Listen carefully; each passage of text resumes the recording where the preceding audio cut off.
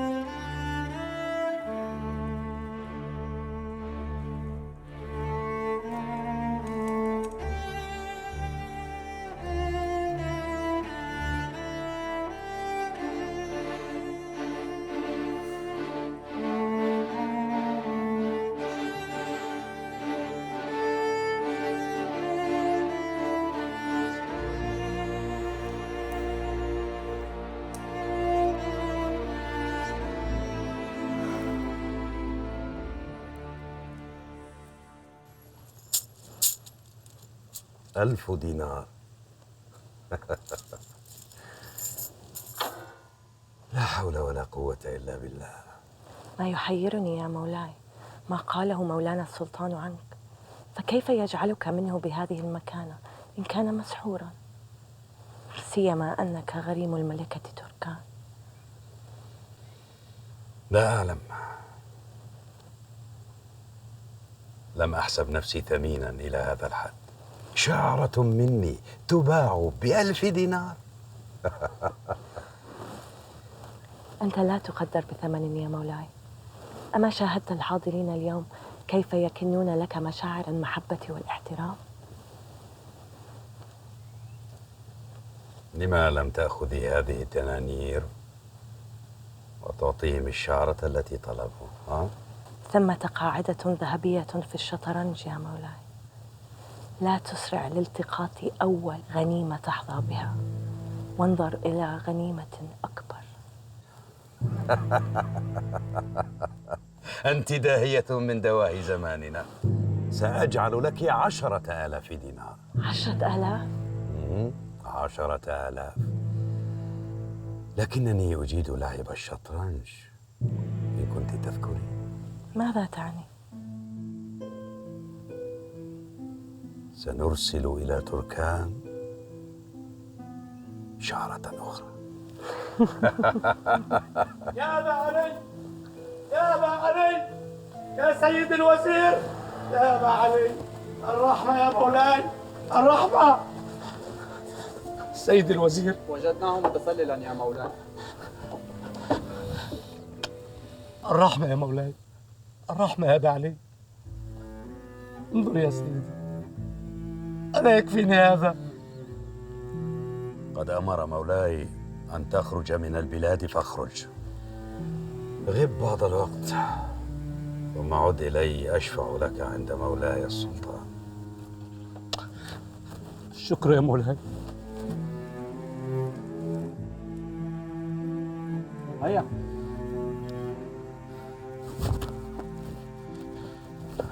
اخرجوا من هنا، اخرجوا من هنا. لا أريد أحدا، لا أريد أحدا. هكذا إذن، هكذا إذن تهزأ بي ملك شاه وأمام الملأ.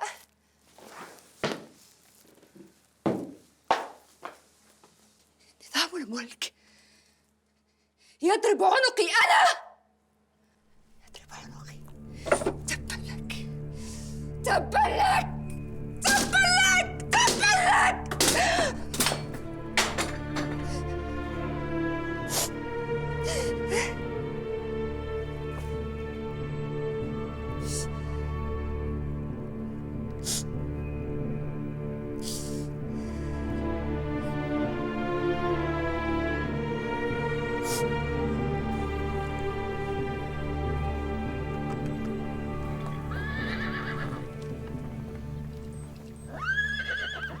قبضوا عليه. قبضوا عليه؟ كيف عرفت؟ هل كنت حاضرا أم تعلم بالغيب؟ لم أكن حاضرا ولا أعلم الغيب، لكن المسافة من السوق إلى هنا لا تستغرق كل هذا الوقت، سيما أنه يعرف أننا راحلون الليلة وتحت إمرته. اللعنة. إن شئت نذهب إلى السوق ونبحث عنه. لا تعودوا إلى السوق، سيروا أنتم على بركة الله. وإلى أين نمضي في سمرقند؟ إن وصلتم إلى سوق سمرقند اذهب واسأل عن سائس خيل يقال له أبا يوسف، قل له أنا رسول حسن الصباح إليك وهو يعلم ما عليه أن يفعل. حسن الصباح؟ وأخيرا عرفت اسمك.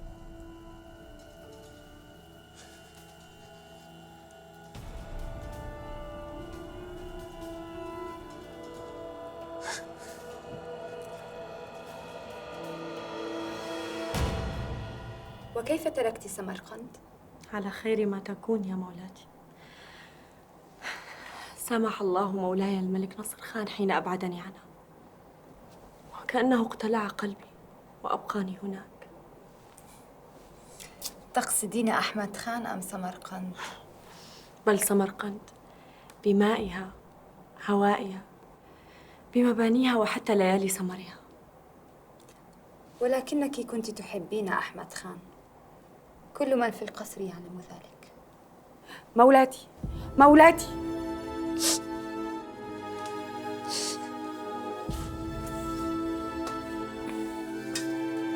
أمي، نرمين، استدعي الطبيبة في الحال.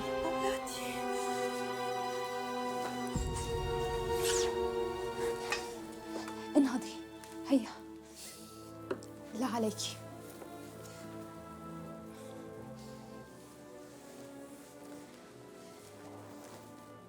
هدئي من روعك يا أمي.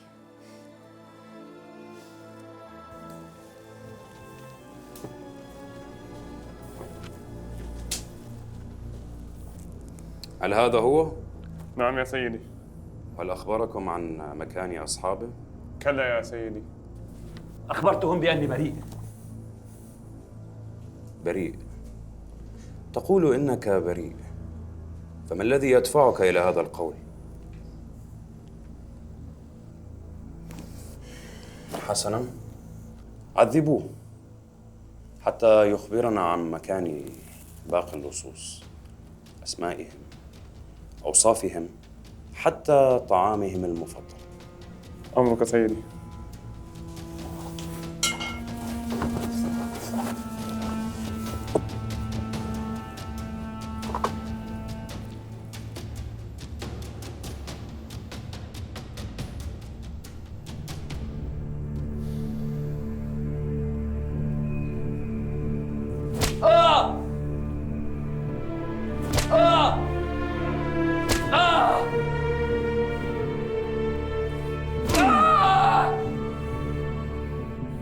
هوني عليك يا أمي.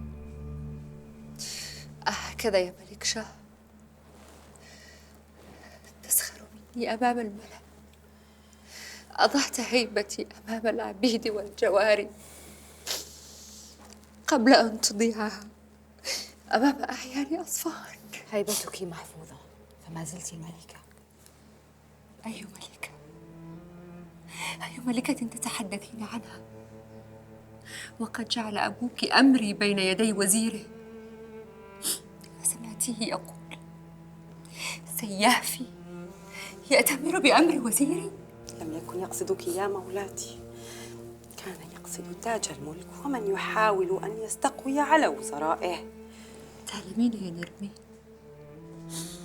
كل ما فعلته بي زبيدة في سجنها من إهانة وتحقير كان في السر، لم يكن في العلن. الليلة ملك شاه أهانني على العلن وعلى الملأ، وقع ما فعله بي يفوق ما فعلته بي زبيدة ل15 عاماً.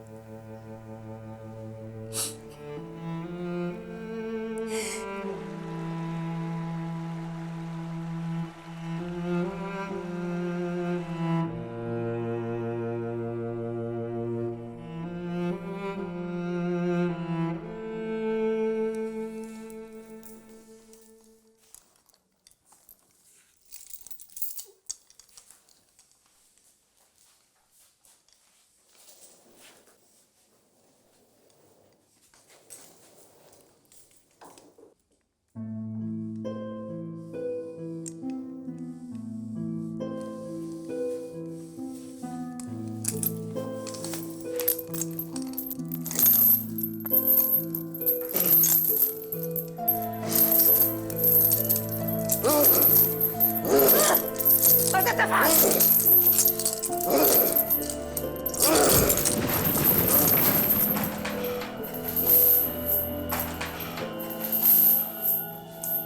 هيا هيا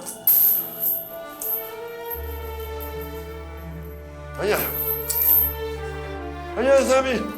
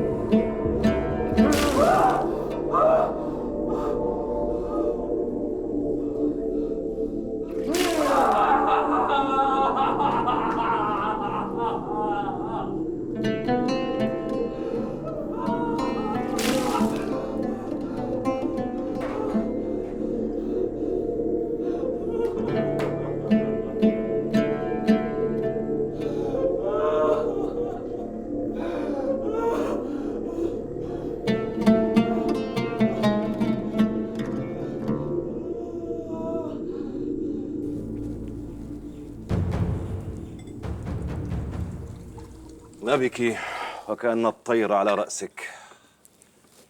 أنا غاضبة منك يا مولاي. غاضبة مني؟ أنتن النساء سرعان ما تقلبن الحق.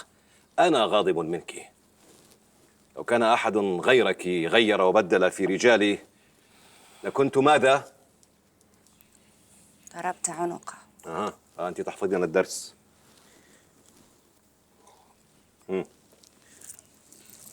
نذهب إلى الصيد أم لا نذهب؟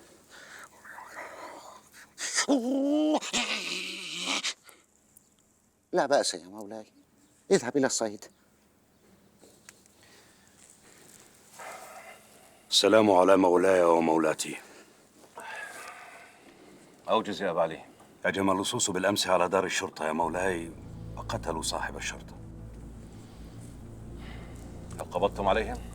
قبضنا على واحد منهم. سيخبركم عن الباقين، وحين تقبض عليهم افعل ما تراه مناسبا بهم.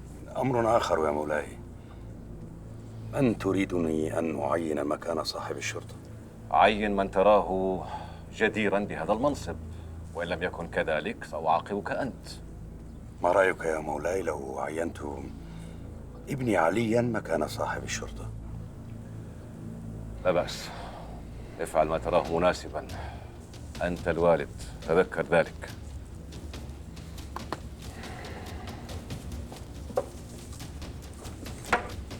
أسمعت يا نرمين؟ أسمعت ما قال؟ سمعت يا مولاتي. نقاش، نفذ ما طلبته منك قبل أن أنفجر من الغيظ. نرمين، سحر. إن أحضرت ما طلبت فعجل عجل. يا مولاتي، سأجعل مولاي السلطان ينفر منه كما ينفر الظبي من الأسد. هل أحضرت الشعر؟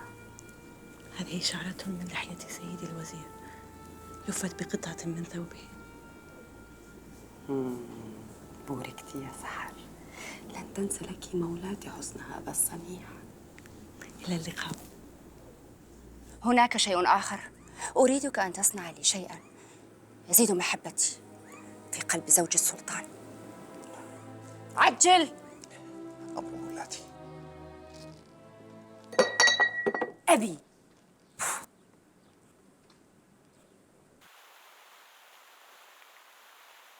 من أنت؟ ولماذا قدمت إلى قصر مولانا السلطان؟ حسن الصباح، أريد لقاء سيد الوزير نظام الملك. سمعت أنه بحاجة إلى كاتب في ديوانه. حسنا، انتظر هنا.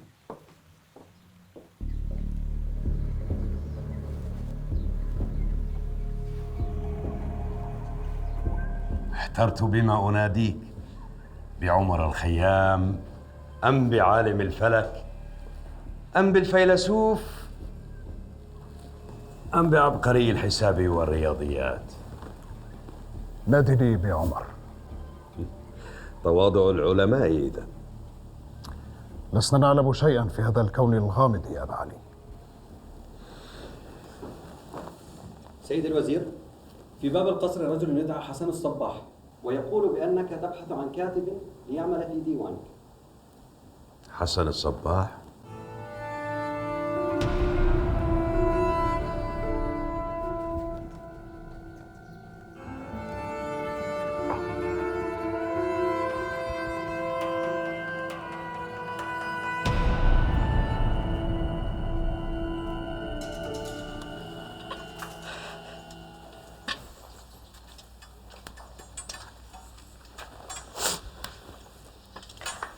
أخبريني، ماذا حدث بعدها؟ عندما شاهدت الفرس ركبتها وانطلقت إلى القصر، وكتبت لي النجاة. مسكينة أنت يا مولاتي، كيف تحملت كل تلك الويلات؟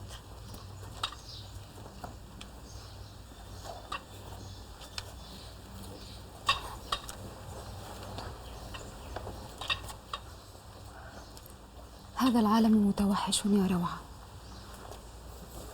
نحن هنا داخل أسوار هذا القصر، لا نعرف ماذا يحدث خارجها. جوع وهوان وعبودية.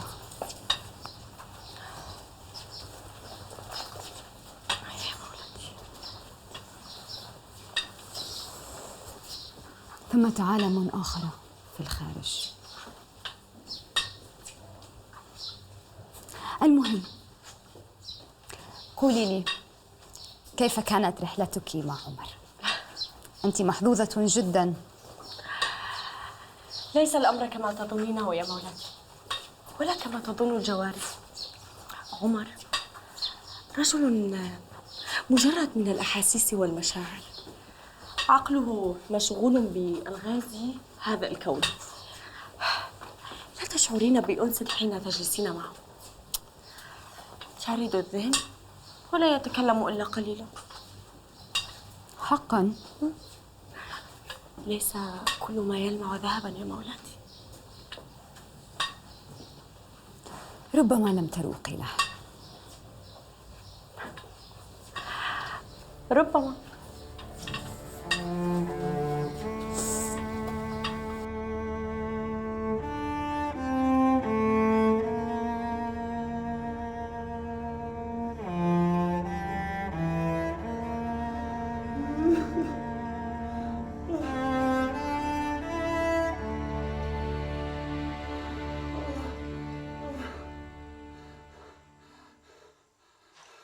انتظرني في الخارج يا حسن ريثما أنهي حديثي مع عمر الخيام. الشاعر والفيلسوف. هل تعرفه؟ ومن لا يعرف عمر الخيام؟ لكنني أستغرب حضوره في قصر مولانا. لحظة. فيما استغرابك؟ لست القائل مالي وللملك والسلطان والحاشية والجند والقصور الشماء والجنان الفيحاء؟ هنالك المحنة والشقاء، الفتنة الشعواء، الدماء والأشلاء، والعويل والبكاء. هل قلت ذلك يا عمر؟ نعم، قلت هذا ولن أحيره. قدومي إلى القصر لقضاء حاجة لا للإقامة. لكني لا أفهمك يا عمر حين قرأت ما كتبت. أصبحت حائرا. هل أنت مؤمن أم كافر؟ أرجوك أن تكف. أنا أعلم جيدا إلى أين تذهب في حديثك. لحظة يا عمر. اجلس يا حسن، اجلس.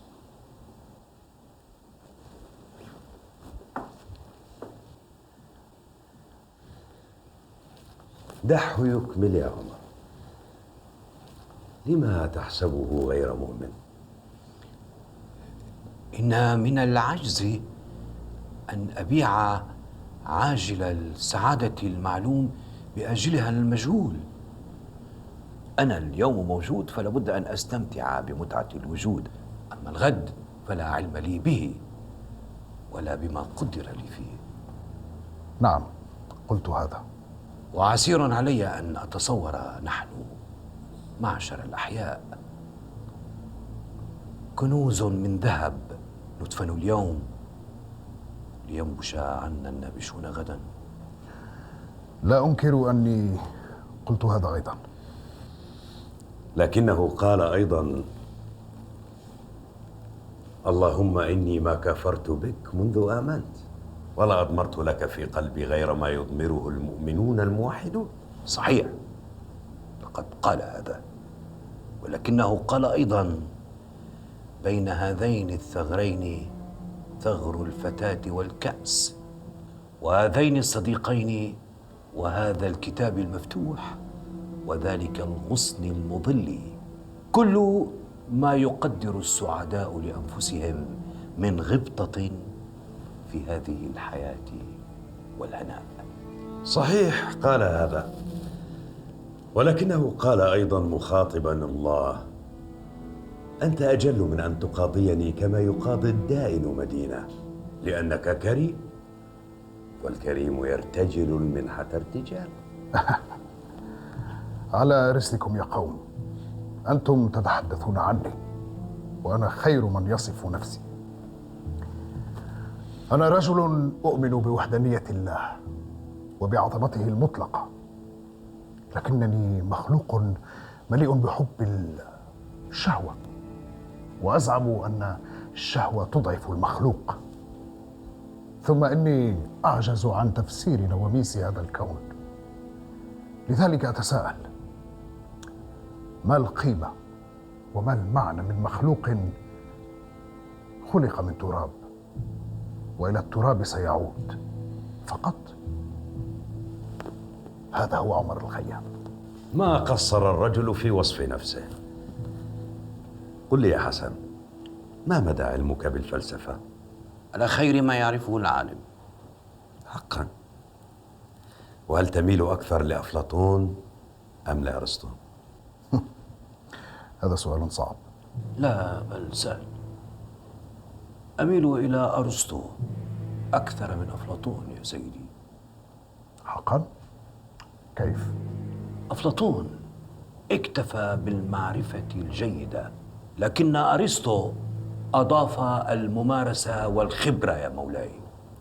إني أرى في أفلاطون رجلا حالما، وفي أرسطو الواقعية. إذا كان الأمر كذلك فلماذا لم تصلني من أعمال أرسطو إلا القليل القليل، بينما أعمال أفلاطون كاملة؟ لا، الناس يحبون الخيال والحلم ويهربون من الحقيقة.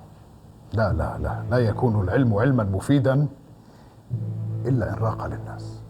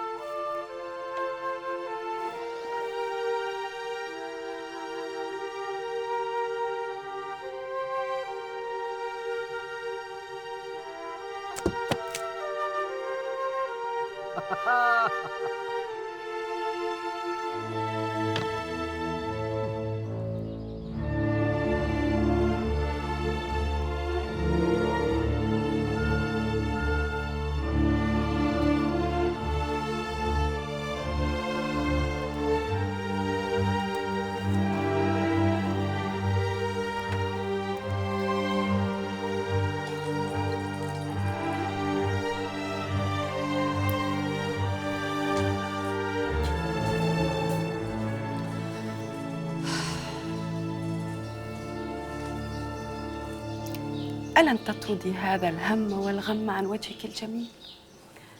لا أطيق أن أرى كل هذا الجمال الملكي غاضبا.